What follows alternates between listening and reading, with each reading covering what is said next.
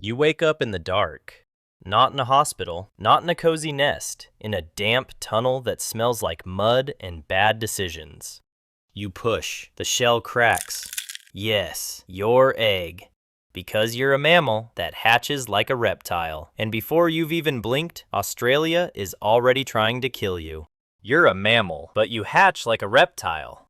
Welcome to being a platypus, the animal equivalent of, I'll just vibe. You are tiny, blind, and pink, like a gummy bear that hasn't loaded its textures yet. Outside this burrow is Australia, which means everything out there either bites, stings, poisons, or eats. Sometimes it does all four just to show off. Your mom nudges you closer. She's warm, she's tired, and she's doing this alone. Because platypus dads are not exactly present. You know, like a guy who says he's going to the store for milk, and then becomes a legend.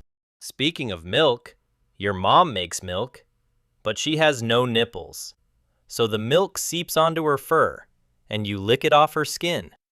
That's your first meal. Warm milk, mud vibes, the realization that your species hates convenience. Days pass. You grow fur, and not normal fur. This stuff is insanely thick, like nature made you a living winter jacket, which is great, because soon you'll be swimming in cold rivers like it's a hobby. Eventually, your mom leads you to the entrance. A little light leaks in.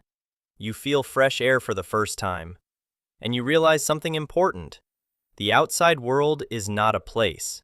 It's an obstacle course. You step onto land, and immediately you understand why you belong in water. Because on land, you walk like a Roomba on a carpet. Your feet are webbed for swimming, so on land, the webbing folds back and you kind of shuffle. You don't walk. You negotiate with gravity. But then you slide into the river and, oh, now you're smooth, quiet, fast. On land, you're a blooper reel. In water, you're a professional. It's like you were built by two different engineers who never spoke. Your mom dives, and you follow. And here's the weird part. Underwater, you close your eyes. You close your ears. You seal your nostrils. You go full airplane mode. So how do you hunt?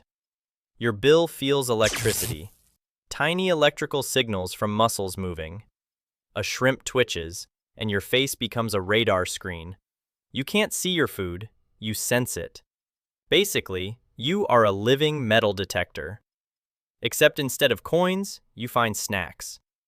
You push your bill into the mud, scoop up insects, worms, little crustaceans. Then you store everything in your cheeks because you can't chew properly underwater. You surface, and then you chew like a tiny, angry grandpa. Also, you don't have adult teeth. You grind food with hard pads in your mouth.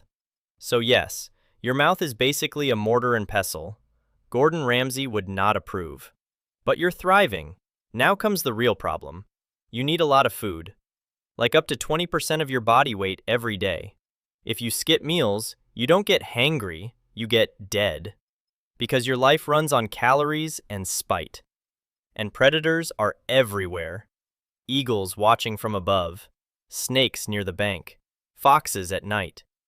And if your river has crocodiles, that's not a habitat, that's a subscription service to fear. So you learn the platypus survival strategy. Don't fight, disappear, dive, hide, vanish into the bank like you owe someone money. You dig burrows in the riverbank, long tunnels, curves, chambers. It's a hidden apartment with great river access and absolutely zero natural light. So basically, London. You live alone most of the time. No pack, no family dinners, no how was your day? Just you, the river, and the constant need to eat everything smaller than you. Then puberty hits. If you're female, you're like, I am avoiding everyone. If you're male, congratulations. You unlock a feature no one asked for, venom. You grow sharp spurs on your back legs, connected to venom glands. In breeding season, males fight other males. And by fight, I mean underwater wrestling plus stabbing. The venom usually won't kill a human, but the pain can be brutal. So you're not a murderer, you're just emotionally devastating. Mating season is awkward. Two platypuses chasing each other underwater like someone dropped two weird pool toys into a washing machine. If you win, you get to mate. If you lose, you get stabbed. Nature is romantic. After mating, the female does everything alone. She builds a nesting burrow, and she seals parts of the tunnel with dirt plugs.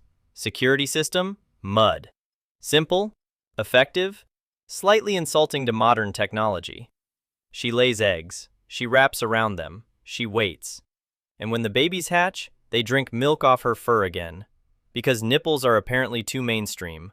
A few months later, the babies leave. No goodbye, no life advice, just don't die. Which in Australia is basically motivational. Now you're fully adult. Your life becomes a loop. Night falls. You dive, you hunt, you chew, you hide, repeat. And then, because you're a platypus, it gets weirder. Under ultraviolet light, you glow. Yes, you're biofluorescent. Why? We're not totally sure. Maybe it helps you blend in at night. Maybe it's communication. Maybe evolution was bored and added neon mode. Also, your body temperature is lower than most mammals. You're warm-blooded, but you run a little cool, like your body is always on battery saver, which honestly fits your personality. Then humans show up. They build dams and change rivers. They pollute the water. They leave fishing lines and nets. Sometimes you get tangled. Sometimes you drown. Quietly. Pointlessly. And sometimes you cross roads between rivers. You survived dinosaurs. You survived predators. But a car doing 60 miles per hour is not something your ancestors prepared you for. Evolution didn't add a look both ways update. Still, you're ancient. Your kind has been around for over 100 million years. You've outlived so much. And you did it by being weird in a way that works. Eggs, milk, venom, electricity sensing, UV glow. You're not perfect. You're functional chaos. As you age, you slow down. You dive a little less. You miss prey more. You get tired faster. And in the wild, slower is just another word for soon. Maybe one day you don't make it back to the burrow. No dramatic music. No final speech. Just river water and silence. But nearby, in a dark burrow, an egg is warming. And soon, another platypus will hatch. Pink, blind, confused, and ready to become the world's strangest mammal, all over again. Being a platypus makes no sense, but it survived. And honestly, that's kind of inspiring, in a how are you real sort of way.